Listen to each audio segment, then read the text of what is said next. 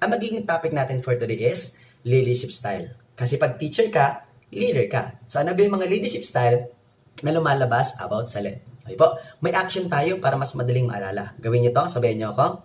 Autocratic, consultative, democratic, laissez-faire, servant, situational. Ulitin natin. Autocratic, consultative, democratic, laissez-faire, servant, situational. Isa-isa natin. First, autocratic.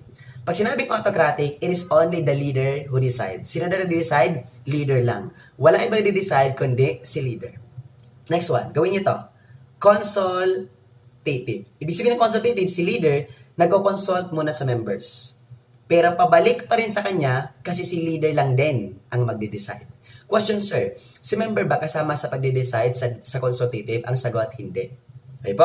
Si leader nagko-consult lang sa members. Pero si leader may power whether to accept the suggestion coming from the members or to decline the suggestion coming from the members. Kaya nga, pabalik pa rin sa kanya kasi dito ang magde-decide ay walang iba pa din, kundi si leader. Gets? Next one. Democratic. Pag sinabing democratic, both the leader and the members are part of the decision making. Dito nakasama si members sa pagde-decide. Si leader at saka si members kasama sa pagde-decide. Example nito sa school ay PTA. Kaya nga may tinatawag na Parents Teachers Association, di ba? Nagmi-meeting ang PTA sa isa lang na venue, sa isa lang na classroom, sa isang hall. At ang decision ng PTA ay isa lang, tama? Kasi kasama na si leader, si principal, si teacher, kasama ang mga parents sa pagde-decide. Gets? Leader and the members, democratic leadership style. Next one, laissez-faire. O makinig na mabuti kasi ang laissez-faire ay underrated. Ito yung hindi medyo na mapakinggan pero lumalabas sa board exam. Unique ang laissez-faire leadership style kasi dito, it is the members who decide. Sino daw nag-decide? Members. Kasi nasanay tayo pag sinabing organization, palaging kasama ang leader. Pero meron palang leadership style na hindi kasama si leader sa pagde-decide. Sino lang nag-decide? Members. Ano yun? Laissez-faire leadership style. Ganito, sir, when is the best time to use laissez-faire leadership style? Ganito, ginagamit ang laissez-faire leadership style kapag si leader ay merong members, pero si members mas magaling kay leader sa isang task at kaya niyang gawin ang task more effectively and more efficiently kaysa kay leader. Kasi hindi porket leader ka, kaya mong gawin lahat, di ba? There are always circumstances na mas magaling sa'yo ang member mo sa isang bagay. At ang isang magaling na leader, kapag na-spot mo na meron kang member na mas magaling sa'yo sa isang bagay, gamitin mo ang laissez-faire leadership style. Example, si Sir Nestor, isang school principal. Okay po. Dati, dito sa Bicol Region, kami ang nag-host ng meeting ng lahat ng school principal, yung school namin. At dahil kami ang venue, dapat maganda ang school, particularly maganda ang stage design. Kaya lang si Sir Nestor hindi masyadong magaling sa aesthetic.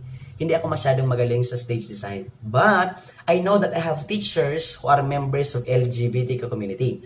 At based on my knowledge, pag member ka ng LGBT community, at least may basic knowledge ka sa stage design. Kaya pinatawag ko sila. Sabi ko sa kanila, ma'am, gusto ko maging maganda ang stage design. Ang gusto ko, simple lang pero rock. After ko magbigay ng instruction, sabi nila sa akin, sir, itabi mo kami na. Bakit?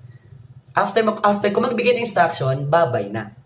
Kaya nga po, ang action natin is parang at babay. Kasi after ko magbigay ng instruction ni leader, dinidetach na ni leader ang kanyang assistance coming from the members. Bakit? Mas kayang gawin ng mga members ang task more effectively and more efficiently. Gets ako? Kaya nga po pag sinabing laissez-faire, it means let alone policy. It means hayaan mo sila. Kasi yan, may mga galing din yan. Di ba? So, may mga sariling diskarte mo yan. So, ginagamit ang laissez-faire leadership style kapag si leader ay merong members, pero yung members mas magaling kay leader sa isang task and kayang execute ang task more effectively and more efficiently. Gets? Okay, next one. Gawin ito, servant. Pag sinabing servant, from the word service, it means si leader dito, serbisyo muna bago ang sarili. Dito si leader is selfless. Ibig sabihin, hindi siya selfish. Bakit? Ang inuuna niya palagi yung iba. Kapakanan ng iba. Serbisyo muna sa iba bago ang sarili. Ito ang tanong sa board exam. What do you call the leadership style wherein the leader prioritizes the growth and the development of the members? Ang sagot doon, servant leadership style. Kasi mas inuuna ni leader ang kapakanan ng iba. Yung growth and development ng iba bago ang sarili niya. Ang tawag doon, servant leadership style. And next, situational. Pag sinabing situational, nagbabago-bago. Bakit? Kasi walang leadership style that is true or fit to all audience. Iba't iba ang mga audience mo, iba't iba ang mga needs and interests, iba't iba ang mga strengths and weaknesses. So, dapat iba-iba din ang leadership style mo to target the different needs and interests and strengths and weaknesses of your members. Okay po? Okay, ulitin natin lahat-lahat ha. Autocratic, consultative, democratic, laissez-faire, servant, situational. Kapag si leader lang nag-decide, autocratic. Nag-consult muna sa members, consultative. Kasama na ang mga members ni leader, democratic. Members na nag-decide, laissez-faire. Ano naman yung serbisyo mo na bago sarili? Servant. Ano yung nagbabago-bago? Situational. Okay po? So, sana nakatulong ako sa inyo sa leadership style about sa LET. Lumalabas yan, sure yan, lumalabas yan sa board exam. Okay po? So, that's all for today.